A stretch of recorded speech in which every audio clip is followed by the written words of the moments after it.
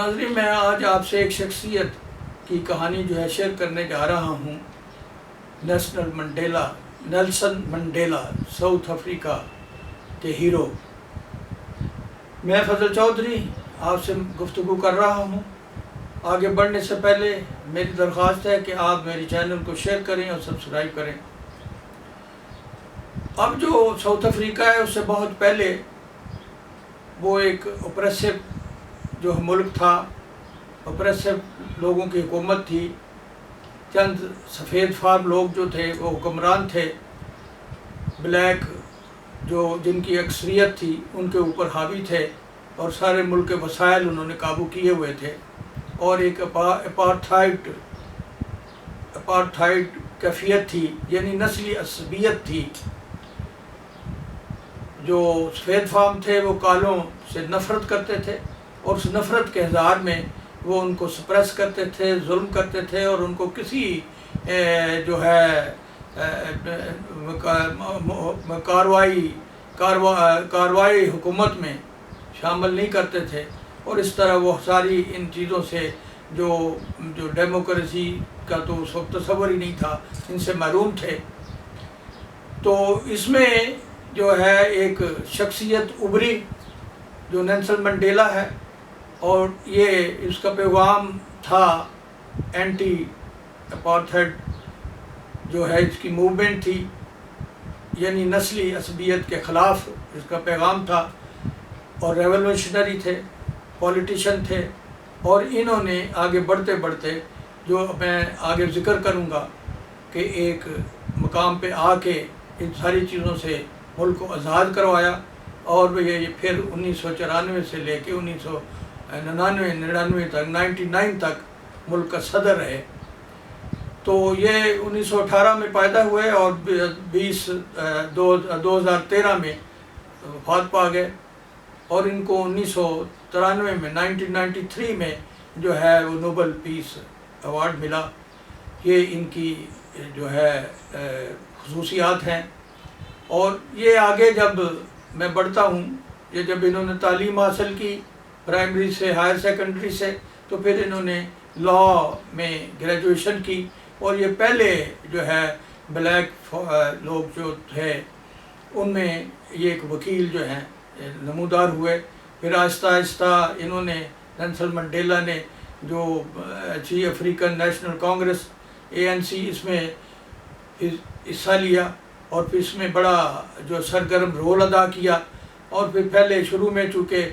کافی suppress تھا اور اس organization کو تسلیم ہی نہیں کرتے تھے، تو یہ چھپ کے جو ہے وہ ملیٹریلی اور اس طرح ٹریننگ لوگوں کو دیتے تھے کہ اگر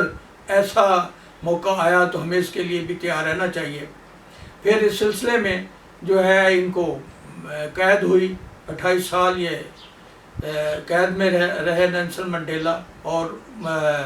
جو موت کی سزا تھی ان کو دی، ایوارڈ ہوئی۔ پھر اس نام میں دنیا میں شور شرابہ مچ گیا، اور جو ہیومن رائٹس کی آرگنائزیشن ہے ان کی توجہ ادھر ہوئی، اور پھر جو سفید فام لوگ جو تھے وہ سپریسو حکومت تھی، ان کو خیال آیا، انہوں نے پھر ان کی یہ جو ANC تھی افریقن نیشنل کانگریس، اس کو لیگل کر دیا۔ جب لیگل کر دیا تو پھر یہ انہوں نے اپنا ڈیموکریٹیکلی جو ہے وہ بڑا پیسفل موومنٹ سے انہوں نے یہ اینٹی اپارتھائڈ موومنٹ جو ہے اس کو چلایا، اور پھر ڈیموکریسی کو بحال ہوئی، اور پھر اس کے بعد الیکشن ہوئے، اور جو سیاہ فام لوگ تھے ان کو ان کے حقوق ملے، اور اسی طرح جو پہلا الیکشن ہوا اس میں نیلسن منڈیلا جو ہے بھاری اکثریت سے صدر منتخب ہوئے۔ اور ان کی خوبصورتی دیکھیں کہ وہ صدارت کے لیے صرف 5 سال رہے، اور انہوں نے یہ نہیں کہا کہ میں تاعمر رہوں، میں نے سارا یہ سسٹم بحال کیا ہے اور میں ہیرو ہوں، ڈیموکریسی کو بحال کیا اس ملک میں، نہیں۔ انہوں نے 5 سال کی اور دوسروں کو موقع دیا۔ اس میں بعض لوگوں نے ان سے پوچھا، ایک سوال کسی نے کیا کہ یہ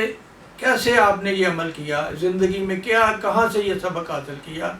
تو یہ ان کا نیلسن منڈیلا کا جو باپ تھا وہ ٹرائبل چیف تھا۔ اس نے کہا وہ میرا باپ جو اپنے ٹرائب میں جاتا تھا تو میں بھی ان کے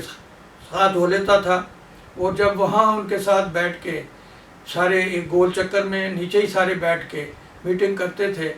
تو میرا والد جو ہے وہ سب کو سنتے تھے، ہر ایک کو سنتے تھے، اور سننے کے بعد جو بعض فار اینڈ اگینسٹ لوگ ہوتے تھے ان کو پورا موقع دیتے تھے کہ وہ اپنے آپ کو ایکسپریس کریں، اور اس کے اوپر یہ سوال کرتے تھے تاکہ ان کے ذہن کو اچھی طرح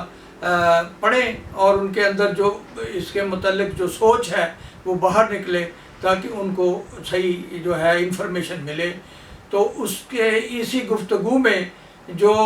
اگینسٹ ہوتے تھے وہ آلموسٹ فار میں ہو جاتے تھے، فار والے جو ہیں وہ تو پہلے ہی ہوتے تھے۔ اس طرح ان کا جو ہے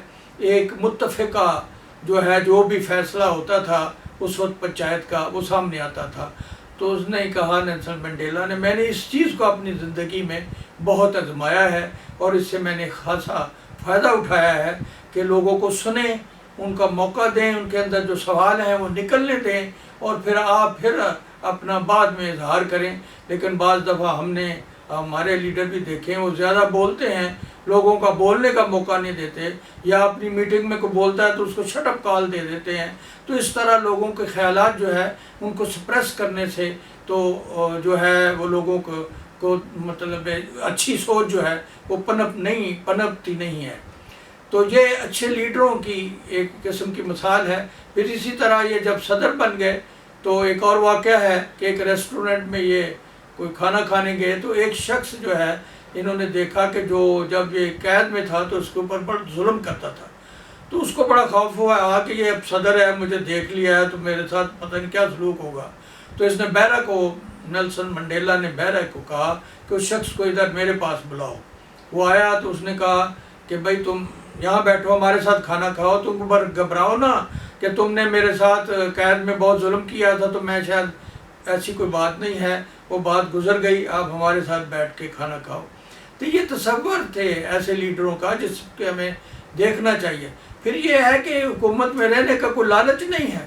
ایک ٹرم ملی ہے، اس کے بعد آج تک وہاں سیاہ فام کی حکومت ہے اور ملک چل رہا ہے اور بڑا ترقی کر رہے ہیں، سارے وسائل جو ان کے وہ ایام ہوئے ہیں، اور ظاہر ہے جو سفید فام لوگ ہیں وہ اپنی حد میں ہیں، اور وہاں ایک ڈیموکریٹک ماحول جو ہے قابل مثال ہے۔ اور یہ ایک میں نے کہا ایک شخصیت ہے، اس کا قصہ پیش کروں۔ ہو سکتا ہے ہمارے جو لیڈران ہیں یا جو بہت سیاسی لوگ ہیں ان کو اس سے کچھ سبق ملے، یا عام بندے کو بھی اس سے سبق ملتا ہے کہ تحمل، بردباری اور مستقل مزاجی تینوں چیزیں جو ہیں وہ انسان کو اس کا جو ایم ہے یا ویژن ہے یا منزل ہے اس تک پہنچا دیتے ہیں۔ یہ آپ کی گوش گزار کیا ہے میں نے یہ واقعہ۔